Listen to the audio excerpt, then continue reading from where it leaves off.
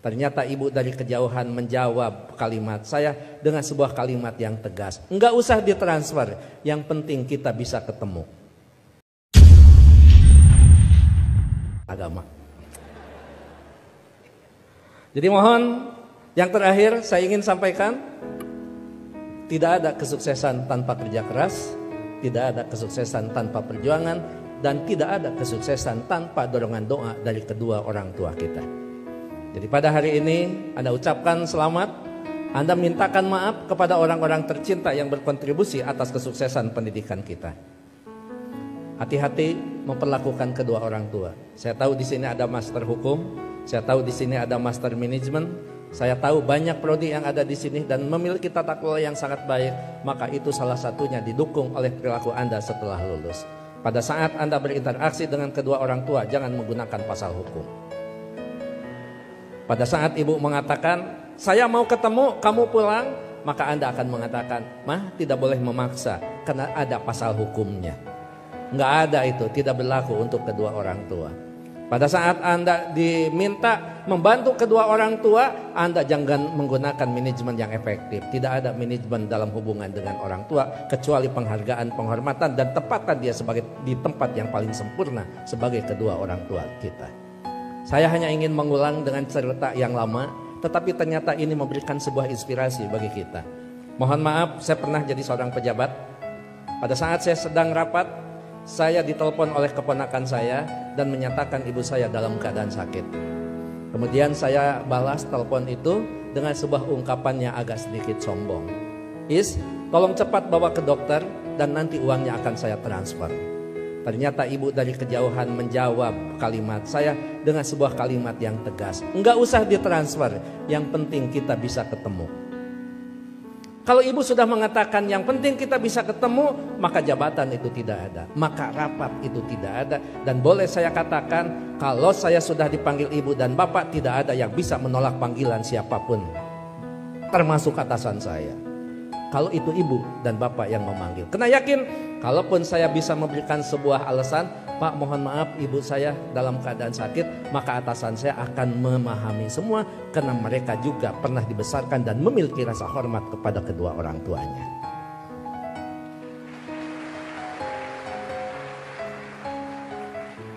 Pukul 8:30 malam saya pulang, dan saya sama seperti Anda, mungkin saya lebih kampung daripada Anda yang hari ini di wisuda. Saya tidak dilahirkan di tengah kota, saya dilahirkan di kaki Gunung Papandayan yang sekarang terkenal dengan tempat wisata Kawah Papandayan. 3 jam saya sampai di rumah, 11:30 saya sampai di rumah. Ternyata ibu dalam keadaan segar bugar, tetapi saya tidak menunjukkan perasaan suudon kepada ibu. Kenapa? Ternyata di situ ada hikmah. Bagi seorang ibu dan bapak dalam keadaan sakit, kemudian dia menunggu anaknya terkasih dan tersayang, maka pada saat dia bertemu, maka kehadirannya lebih mujarab daripada obat yang diberikan oleh seorang dokter. Catat itu. Ibu tidak hanya menunjukkan segar dan bugar, tapi ibu juga tetap memperhatikan kesukaan makanan anaknya. Saya dimasakkan sayur kacang merah, saya digorengkan asin peda, saya dibuatkan sambal terasi, dan saya juga dibakarkan pete. 11:30 malam, coba bayangkan ada sayur kacang merah, nasi putih, bakar pete, dan belum peda ditambah sambal terasi. Boleh dibayangkan setelah wisuda. 11:30 malam saya disuguhi makanan itu, maka tidak ada kalimat yang bisa diucapkan kepada ibu selain mengucapkan terima kasih. Padahal saya tidak biasa makan malam, kecuali makan nasi di waktu malam. Tidak. Ya saya makan. Saya tidak pernah mengatakan, Amah ngapain masak?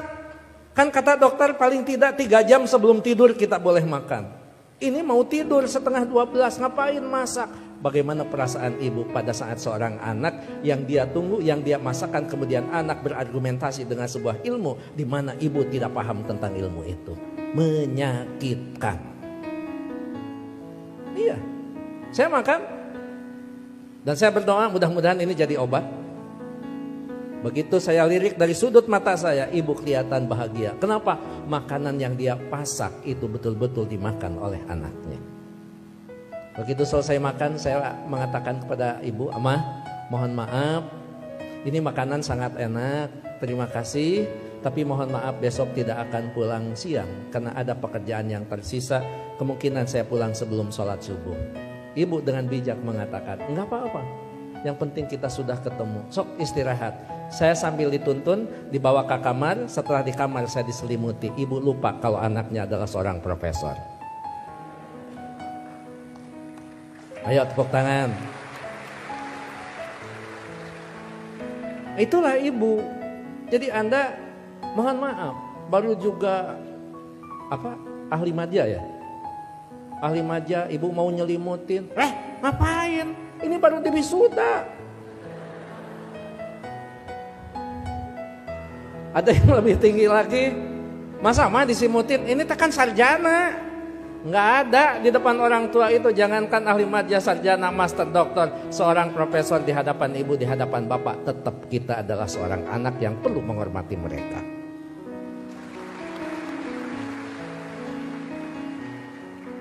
Yang paling indah dan paling membuat saya terharu, pada pukul 3 saya bangun, ternyata ibu sudah berdiri di samping saya sambil menepuk bahu saya. Cepat kamu bangun, jangan lupakan sholat sepertiga malam terakhir. Kenapa? Kamu bisa mendapatkan yang semua ini bukan karena kepintaran kamu, jangan-jangan bukan karena kecerdasan kamu, mungkin keberuntungan doa kita dikabulkan oleh Allah Subhanahu wa Ta'ala. Jadi ibu masih khawatir tentang anaknya. Ibu khawatir anaknya merasa pintar sehingga pintar menjadi sebuah kesombongan.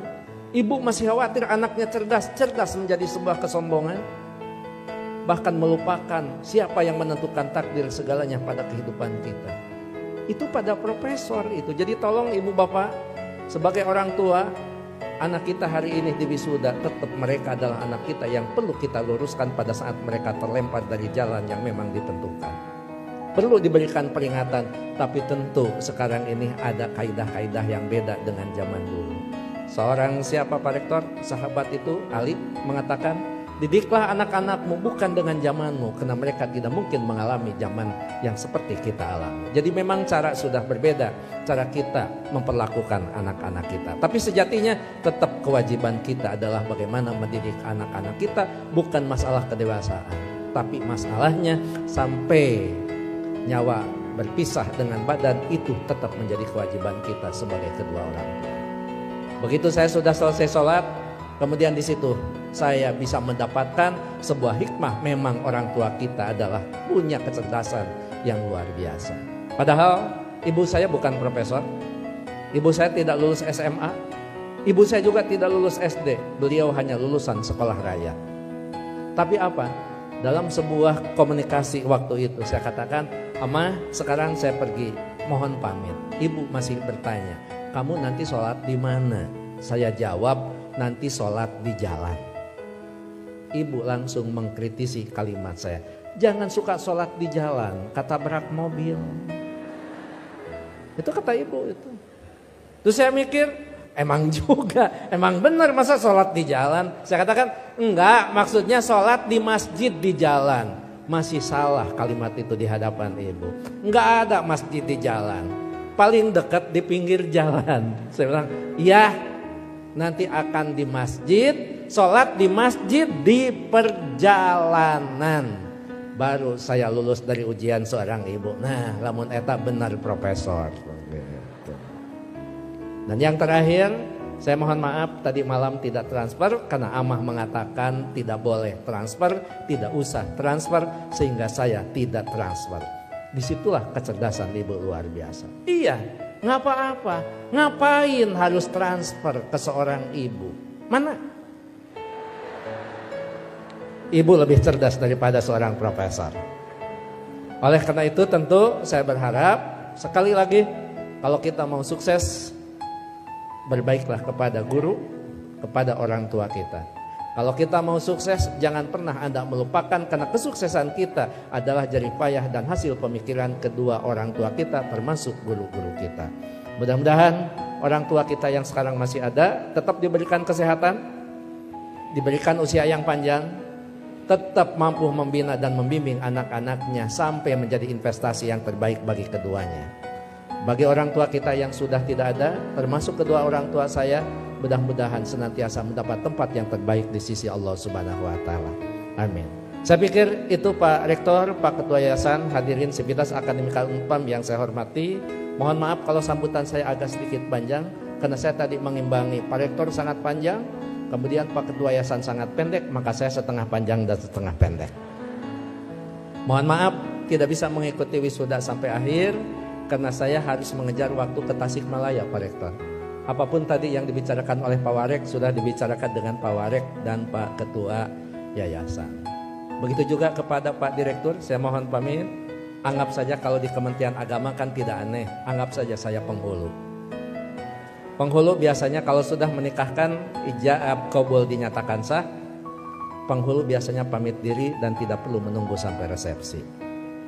Terakhir, saya tidak akan membacakan pantun, tapi ini ulangan dari wisuda bulan kemarin, karena setiap bulan Unpam wisuda. Bahkan Unpam setiap wisudanya juga tidak bisa diganggu karena hari Minggu. Jadi saya tidak bisa menolak undangan Unpam. Gitu. Anda hanya tahu saja yang wisudawan wisudawati. Saya ini mantan Aura Kasih. Sekian dan terima kasih. Assalamualaikum warahmatullahi wabarakatuh.